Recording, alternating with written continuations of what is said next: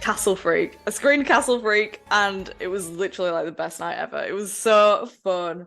Again, just immaculate vibes. Like everyone just was just laughing at the parts that I wanted them to laugh at. Yeah. I was listening to your episode with Timothy Clark about Castle Freak, like when I was getting ready, just to get me in the zone. Um, and lots of laughs at lovely Jeff's gorgeous scenery chewing, overacting. There's a part where he's like, "We want you to search the castle," and he just like does this big arm gesture, and it's like, "Oh, go off." Very soap opera, very melodrama. I live. Yeah, it was Yeah. magical. Well, Lucy Bickerton, welcome to Re-Animates. Oh my gosh, dream come true. Thank you so much for having me. I'm so excited. I'm especially excited about today's topic.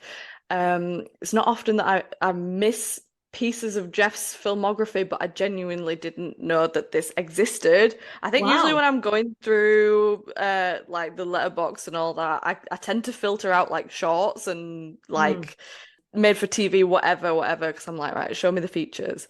But holy shit, I'm so glad that this exists because I've been like obviously obsessed with the Combs Crampton dynamic collaboration and hmm all of that. And I'm like, oh my God, there's this like other secret little hidden gem that literally was about to just fly under my radar and not be discovered. But I'm so glad I did because boy, is it a magical one. Yeah, it's incredibly strange. So the thing we're covering today is Evil Clergyman from 1988. It is, you're right that it is a weird one, and it would have flown under the radar because Hmm. it was not meant to be released. It was Hmm. part of a anthology film, obviously by Charles Band. Yes. The overarching film was meant to be called Pulse Pounders, and it was going to be this short, Evil Clergyman, something called The Dungeon Master, and then Trances, which I think Trances went on to, I think, become a free feature. It was shot but never released. I think because it was slated to be released around the time that Empire Pictures kind of folded. So Yes. it just got shelved, and then I think in like the mid 2000s a print of Pulse Pounders was found and like restored, and Evil Clergyman was part of it, and it got like shown at genre festivals and stuff.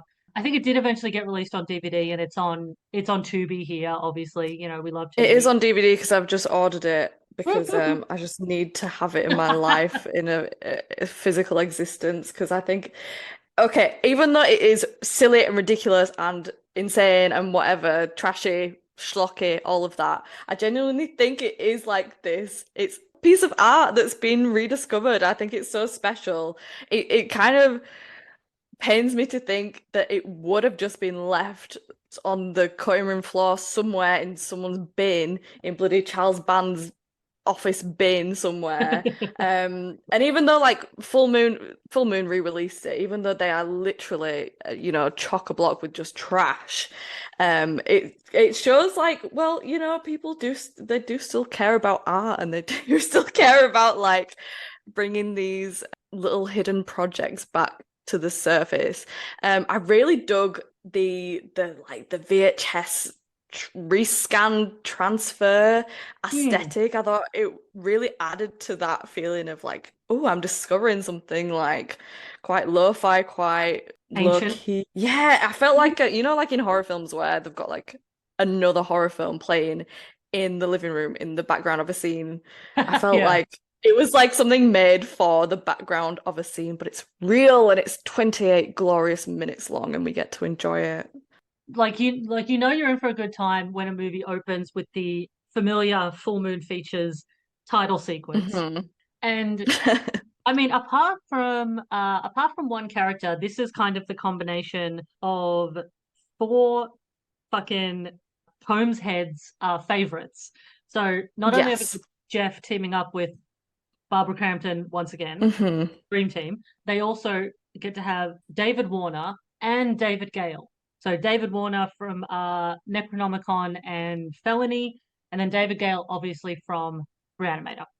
I mean, Yes, that's not much else. Tragically, not much else. I mean, the guy has got an incredible villainous face and amazing gravitas. But when you look at his filmography, it's kind of, yeah, Dr. Hill, Reanimator, Dr. Hill, Bride of Reanimator, Rat Creature, The Evil Clergyman. I'm like, surely this guy must have been on some Star Trek or some other stuff because he's very captivating. I wonder if I haven't looked into David Gale's career specifically. I wonder if he was Hmm. more of a theatre guy because he has such a strong face. Probably. I hope Yeah. so. Yeah, he's Uh, fabulous. it's also very much a family affair in terms of Full Moon because the music is obviously done by Richard Band and Oh, the yes. cinematographer is Mac Goldberg, who was the cinematographer for From Beyond at least, and I think also Reanimator. Pals back together, but I have a question. Hmm. Where's our Stuart? Was he not invited? Stuart Gordon? Well, yeah, especially because this is written by Story. it based on a H.P. Lovecraft story. It's written by Dennis Yes, Paoli, who's like Stuart exactly. Gordon's So it's like like all the OGs, all the gang is back together except for one. Stuart. So this one is based what turns out to be very fucking loosely on a H.P. Lovecraft Mhm. story. I went and looked at the outline of the original H.P. Lovecraft story, and there is very Mhm. little that is actually still in the Evil Clergyman. Yeah. There is a weird thing about, and I don't know if this is just Full Moon, but I feel like a lot of people do this, is taking H.P. Lovecraft stories and make them overtly and quite sexual. Okay. His stories don't have that in there already, Yeah. generally. Yeah. And H.P. Lovecraft himself was like, I mean, he like hated sex. Like he was, um, Oh. you know, he was not that kind of guy. Hmm. Don't Google what his cat was called. Is that a thing? I Yeah, don't go want to do know. it. It's probably horrible. Yeah, there's a lot of stuff where it's like, okay, this is very loosely based, but loosely based is fine. Mhm. So it basically we've got Babs arriving at this big stately home, a Mm. very cardboard sounding and looking set. Oh Um, yeah. Oh, it's yeah, you can lean on that wall. It's crumbling, literally crumbling. It's when she walks swaying. when Yeah. she walks down the stairs, you can hear like the MDF kind of moving under her feet. Yes. It's gorgeous though. I don't mind a little set, you know. It's very atmospheric, a little bit theatrical, just like a little sound stage where Yeah, this horror is going to unfold. I like it. I like the castle. the script is very unsubtle because one of the first things that the housekeeper who answers the door to Babs tells her is, "You certainly have an obsession with sex and death." Absolutely stunning. It sets the tone. I'm like, yes, we have arrived. And it's contrasted with well, Barbara shows up and she's quite demure and quite sort of has this innocence about her, and you kind of get the sense that she's like, oh, a godly woman. There's rats mentioned, and she says, well, they're all God's creatures. So she's quite, innocent seeming, and then immediately you have an obsession with sex and death. It's like, oh, damn, okay. All right, Babs. A whole other side here. Let's Uh, see what this is all about. yeah, and then the housekeeper also says that the man that Babs had obviously been going to visit at this house, uh, Yes. she I'm says like, I know what man. he's coming soon. Uh, she says that he loves rats and killed himself. Period. I was like, that's clunky. It's I get that it's Yeah. only half an hour, but I feel like you could have handled this a bit more subtly, you know? Yes, sure Um, don't tell. But I love it. I think all of that adds to just the camp and the melodrama. I just think hmm, it's all just so silly. But what I love about Castle Freak and what I sort of mentioned when I was introducing it at my screening, that juxtaposition between well, Combs in particular this is his biggest strength and biggest joy for me is his dedication and taking the whatever role it is dead seriously.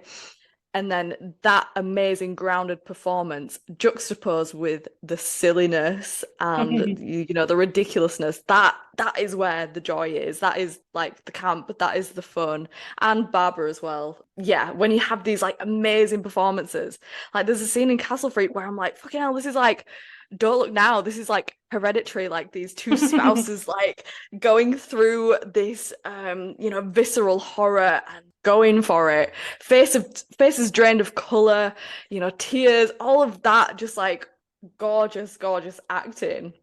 And yes, it's over the top. I'm not suggesting that it's naturalistic in any Well, that's way, fine. but That's fine. yes, yeah, it's that juxtaposition. Yeah, I did like this little quote. Things I don't understand, like those strange noises that came out of that room when you two were upstairs. You listened at the door. I didn't have to. I did, but I didn't have to. Oh my God. I was like, oh, yes. Go Absolute off, Queen.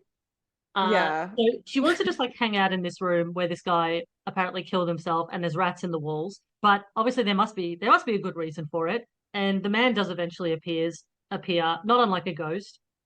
It's Jonathan. Oh, Yay! is it ever, Jonathan? Well, first of all, you hear his voice, his sexy sexual voice. You don't know where it's coming from. And then before you actually see him, there's a part where Babs is sort of, wistfully looking out the window and she hears the voice and she doesn't know where he is. And his freaking hands like come around her and start like grabbing her tits and like rubbing all up and down. And it's very obviously erotically charged. And it's like, oh my God, what is going on? Like erotic ghost? Is he alive? Is he just like Yeah. messing with her? And I like the sort of, it's very like dreamlike, how well as it goes on it gets more extreme, but something is in one place and then it just disappears without any like edit or transition. It's very just like those like jumps in logic are a little bit like, oh, a bit sickening. But It is one of those things where throughout it you don't actually know who is alive and who is dead because people do appear and reappear. When you do see him, you realize that Jonathan is a priest. he's serving full Fleabag, hot priest, that was eleganza, just drop dead gorgeous. But the fact that you know that he's evil makes it even more exciting because you're like, damn, yeah. yeah, So give me some evil, blasphemous, sexy priest, please. that was literally my note when he first appeared was the original hot priest. Yeah. Yeah. They do, You get it, you get it, you get it. they do the movie Ghost. They do that thing of like the touching hands to prove that Uh-huh. they're real. She doesn't understand why he's alive or why he's here, but it doesn't matter because they're gonna fuck, and that's what's important. Hooray! Oh my God. Finally! Like, thank God. I will say I'm pretty sure this is the only movie that Jeff has with a sex scene. There's almost one in Felony, but Don't I'm tell me that. That's so sad. That I'm depressed. he I was going to say it's the only time Combs and Crampton actually get it on. Obviously, there's a lot of horniness in From Beyond, but that never Mhm. really comes to fruition. Castle Freak, they're too busy being, Upset. divorced and and hating Yeah. each other. But this, I was like, I could not believe my luck. I was like, yes, Yeah. finally. One of the first things he does is tears off his priest collar. Like, Oh my God. so I can't cope, sacrilege. Lisa. I can't cope with it. Yeah, And it's then crazy. yeah, they get undressed. And this is where the Yeah. quote that a lot of people take from this, where when they're getting it on, he hmm says, "Your body is my religion." Holy shit. That's art right there. That's such an inspired line. Like that Yeah. is gorgeous. To combat the eroticism of the sex scene, we go under the bed Sure. where there is Yeah. a rat with David Gale's face. yeah, I mean, we've got this far. We have revealed the rat creature. I was so pleased that I knew absolutely nothing. And I mean, it's not like a huge film where I'm like, you have to go in blind. Don't ruin it. It's like, who cares? It's the evil clergyman. But my experience of seeing David Gale as rat creature for the first time was very thrilling, let's just say that. So in fact, so there's this like amazing hot sex scene going on, yeah. And then in the middle of it, it cuts to like a classic point of view of the killer shot, and you're like, "Ooh, intriguing. Who else is in this room?" And it's rat creature. And what Yep. does rat creature look like, Lisa? The prosthetics and the makeup are actually really good. Like, Mm-hmm. it genuinely does just look like a big fat rat. Like, it doesn't even particularly look like, it's not like David Gale's face like superimposed or anything. Like, he's obviously got a lot of prosthetics and stuff. It's a rat with a human face with rat sort of features on it. It reminded me of a few things. The first one was, you know, in What We Do in the Shadows, the film when, you know, when they're like, what's his name? Jermaine Clement. He can transform into animals, but he's not very good at it. So he's just got Yeah, like his stupid Jermaine Clement face on a cat's body. I, It reminded me of that that. is what I was thinking of Also, as well. yes, literally, I was, and then also it was very like Cats the musical, and I Oh, felt it's it. better than cats. Come on. It Most did. It things took me are. to, I'm sorry, it took me to a Andrew Lloyd Webber place. It was very that, very uncanny. But what I liked about the rat costume is like it's not okay, so cats is obviously like they're elongated and they walk around on their two legs and everything. Yeah. But for the David Gale rat creature, his legs are like squat like a rat's. Like I Yeah. can't figure out how he's like on all fours, but with He's the like the little shape. legs. Yeah. Yeah, it's so weird. It's so gross and creepy, but he's got his little human face. I love it. I think it's iconic. And he's got a potty mouth as Oh well. yeah. Yeah, he's a So nasty that's little fun. bitch. Yeah. He is. He's like calling her a whore and a bitch and all sorts. Bitch in heat. I was like, damn. Eventually Babs wakes up and she's naked and asleep, and the David Gale rat is licking her leg and saying like, nice, yum, num num num. It's yeah, Yes. bit horrid. Um, and then eventually David Warner appears sort of like menacing and mysterious by the window and explains to us that the rat is Jonathan's familiar. Yes, she's giving Witch down. Bit of a role reversal from Pit and the Pendulum when he was hunting for witches with familiars. Yeah, like, and he also says that he was the Bishop of Canterbury. Well, he Yes, says, he says, I'm a bishop from Canterbury. I'm like, the I don't know. is that Who a cares? are you trying to be cheeky about it? You could have just said the bishop. No one would All care. right. You're dead, mate. Who cares? He is dead, yes, because he Hmm. explains that he was a victim of Jonathan, and he has a big, ugly looking wound on the side of his Wow. head. Uh, I love that. What a gorgeous dramatic reveal. So he's kind of like talking to her in profile. He's like backlit. The moonlight from the window. Also, I love from the moment she wakes up, and he's not there, there's like a gorgeous lighting shift and a big mood shift. So it's all very dark and moonlit now. And you've got the moonlight, you know, cascading through the windows. But yes, when David Warner sort of reveals that he's dead, I'm sure there's like a thunder crack, and it's he like reveals the hideous, bloody side of his skull that's been bashed in. How gorgeous is this, by the way? And when I say gorgeous, I mean like, yeah, you know what I mean. yeah, He beat me to death with a holy chalice.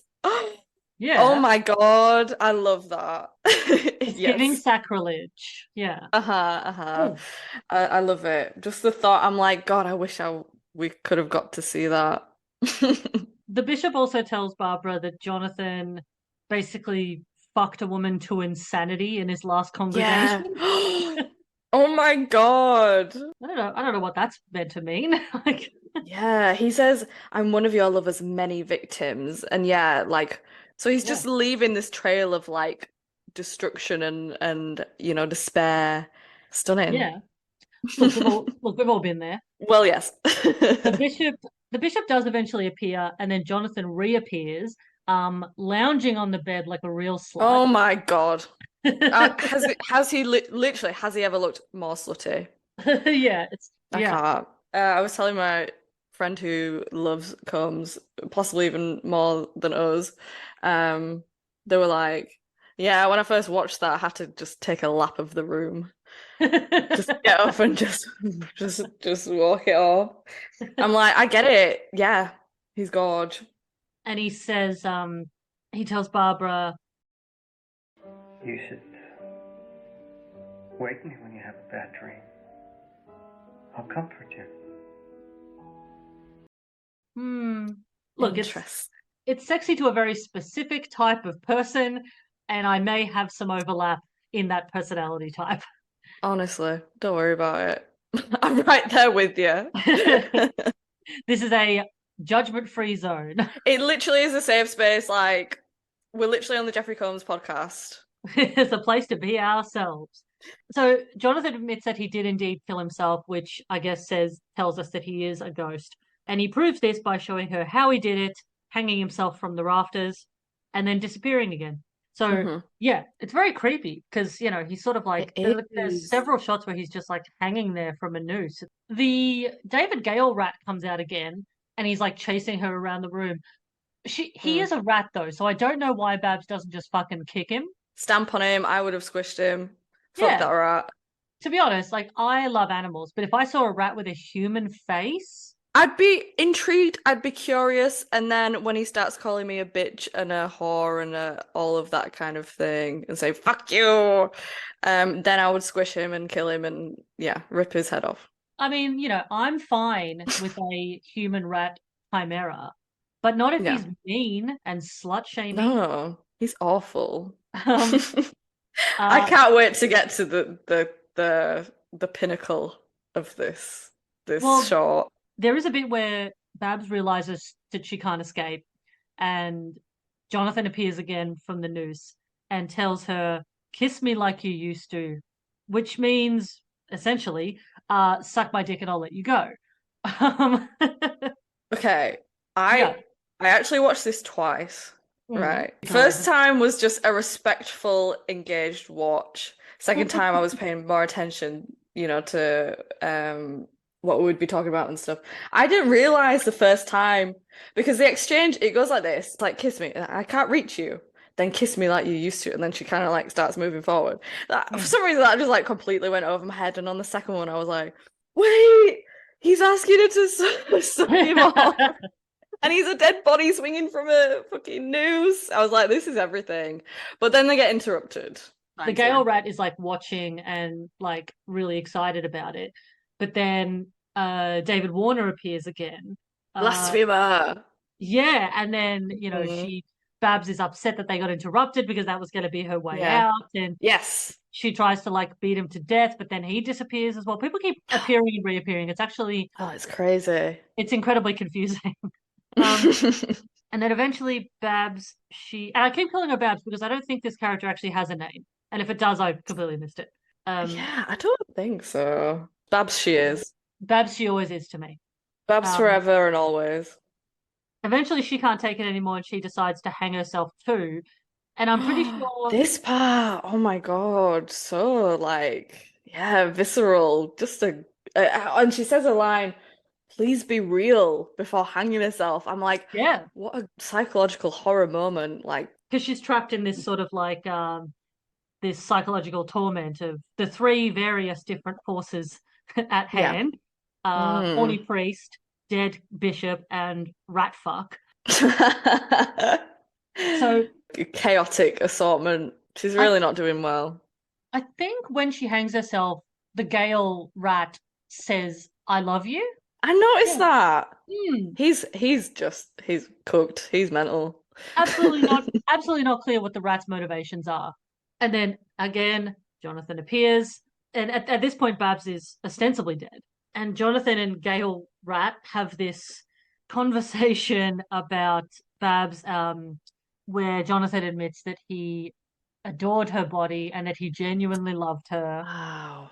and he explains that he wants to keep her body and that the My rat can God. keep her soul. Stunning. Again, none of this is in the original story. Like, if you look at the outline of the Oh, of original course not. story, very little actually fucking happens. It's actually, it sounds really boring. Shout out to Paoli. Yeah, Yeah, yeah. what a brain, what a mind to Making come a up with all this nonsense. Castle Freak's the same thing where Yeah, it's it's very based loosely, on or like when I say loosely, I think he was just like, oh, I vaguely remember some Lovecraft story. Let's just say it's inspired by. one scene in a H.P. Lovecraft book, Hmm and that's like, oh yeah, I guess it's a H.P. Lovecraft story. Not really. It's I mean, it's incredibly strange. And then what the Then what rat wants, happens? well, Hmm what the rat What wants, happens, Lisa? not, it's normal what happens, Uh-huh. honestly. I agree. I've seen weirder. Not Hmm recently, but the rat, in exchange for Jonathan keeping Babs's body, Rat Gale wants a kiss. Just a normal kiss from a rat. Yeah. I mean, this is Witch and her familiar.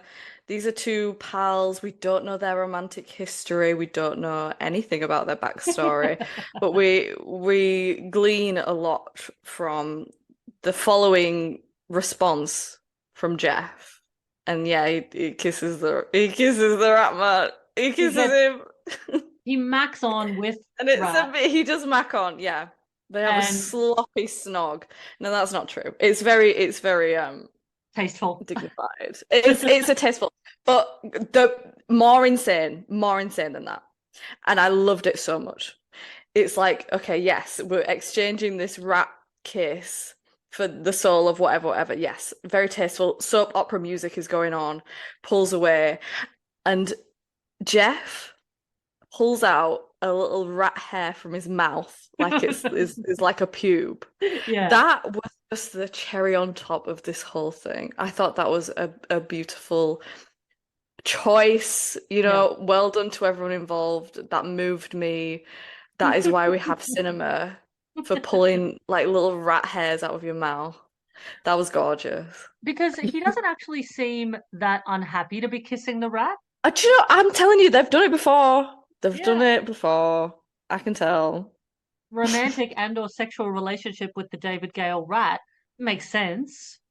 A witch Mm. might want to fuck a rat. Again, it's not clear if he's a witch or a warlock, or because he's a Yeah. priest, so he's just a demonic priest, I guess. Well, there's some gender things going on at the end of this. I mean, he says he loves Babs's body and eventually takes possession of it, Yeah, where we get some gorgeous acting from Barbara, who is acting as his soul is now inside her body and she's all evil and sexy. But yeah.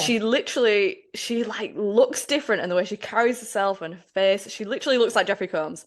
Like it's a stunning piece of acting, and I fully believe that twisted little soul is inside of her body. When I watched it, I definitely didn't. I was like, oh, is has he taken possession of her body now? Because Mm, when she does eventually leave the room, the housekeeper, does say how different she looks, and she does act differently because she yes. was quite Yeah. kind of a bit more timid when she first arrived. And yeah, actually, I know what you mean. She is sort of acting as if she's sort of acting like the Jeffrey Combs character, sort of Yeah. lugubrious and a bit erotic and a Hmm bit terrifying. Um, Sultry. yeah, Sultry. he is sultry. I do really like this little thing that the housekeeper says as well. I feel like a new woman. It won't last. The worm will gouge lines in your face and leave spots on your skin. You'll turn into something you never imagined you'd become. I already am. I think the worm has eaten its way into your brain. And then yeah, basically the film ends on the rat Gale dying, which Yes. I just don't understand why that happened, because I thought that they had made a a deal. Yeah, I thought they were going to be like a little team, like continuing on their little witch familiar antics, and we could have had a sequel and we could have had a cinematic universe about those two and their adventures. But no, the last shot. Okay, right. I don't know if I should laugh, but it made me laugh. So the final shot of the evil clergyman is the rat creature trapped in the mouse trap, which is set up like in the first scene. So yeah, he's trapped in the mouse, like literally squirming and dying and everything. Cut to a credits slide which says, "In memory of David Gale." I'm No, sorry. I laughed at that I'm as well. sorry. It's That really was so strange. funny. It's like this is how we want to preserve the memory of David Gale Yes. by preserving this Oh film. my, dying as this nasty little rat in full rat eleganza. It's But yeah, yeah, R.I.P. King, we love you forever.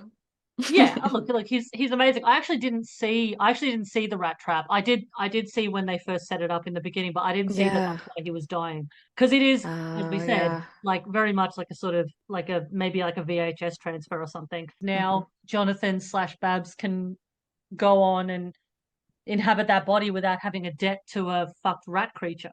All it took was that one little kiss, and they are Well, free. it's it's really horrid. I mean, there's a lot more religious iconography. I mean, there's a lot in this, but there's a lot more in the original story. There's a lot more like cursed objects in the original story. So again, like Mm. the rat and stuff, like that's not in there. The sexual relationship isn't in there at all, obviously. Yeah. So yeah, it's a very strange direction to go in. Not that I'm unhappy about it. So this Pulse Pounders that this was originally a part of, it's such an odd little awkward little package. So it's The Evil Clergyman is one third, and a sequel to Trances and Hmm. a sequel to The Dungeon Master. So it's like a sequel anthology.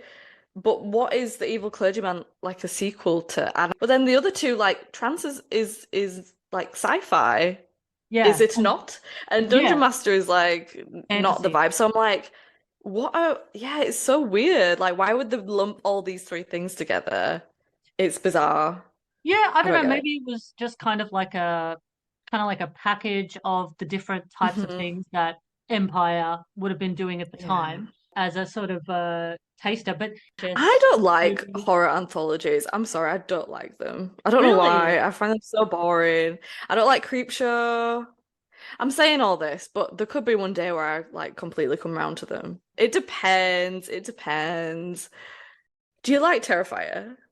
I don't mind it. I don't think it's as scary Yeah. as people make it out to be. But I have a No. very, very high threshold for horror, so I don't really get Yes, scared by things. I agree. It takes a lot to scare me. However, Art the Clown did sneak his little way into a nightmare. I have to be honest. It takes a lot for me to like put the light on. What else made me put the light on? Under the Skin, the first time I watched that. But it happens like once every 5 years. And it almost happened with Creep.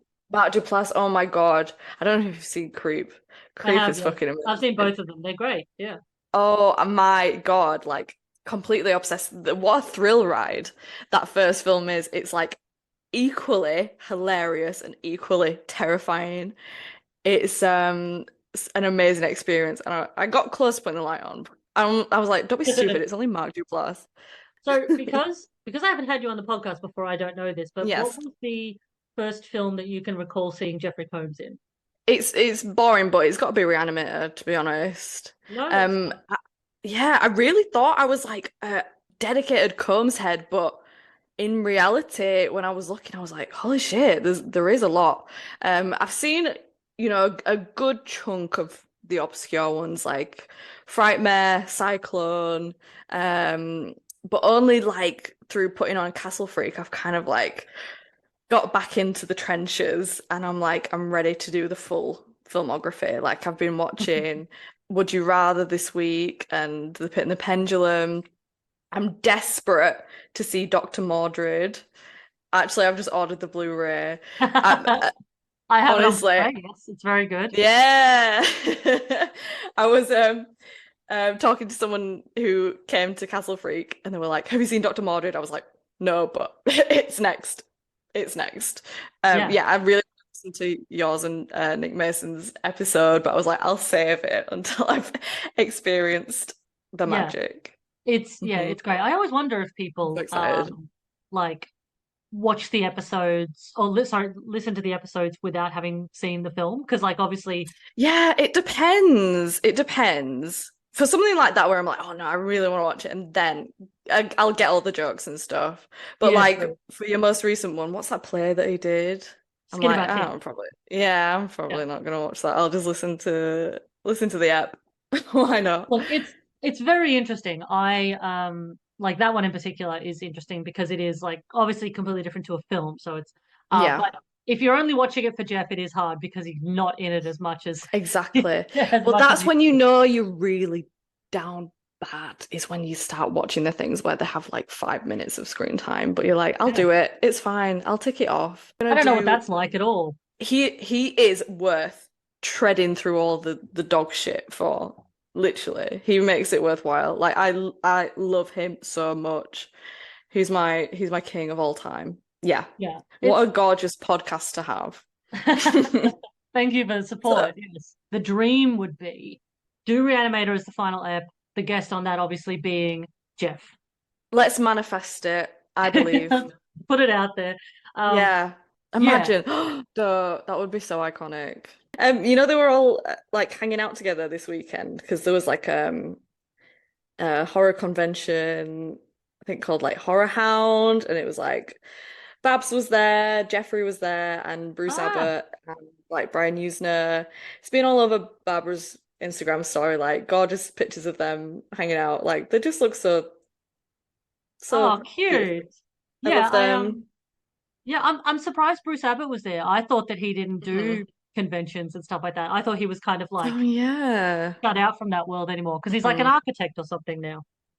Yes, she tagged him. This is how deep I'm in. Because she tagged his Instagram, and I was like, oh, let's see what he's up to. And it's just like, yeah, all these like stunning like drawings and art pieces and things. I was like, good for him. Yeah, the convention circuit. It must be such like mixed feelings because you must get like such a outpouring of love, but I don't know. It must be strange. I guess it's work as well. Like it would Yeah. be exhausting. I remember uh Richard E. Grant came here and Hmm. he did a like a talk, like a well, just like a show. And so the show was like, hour and a half, 2 hours, something like that. And then he stuck around to sign his book at the Yeah.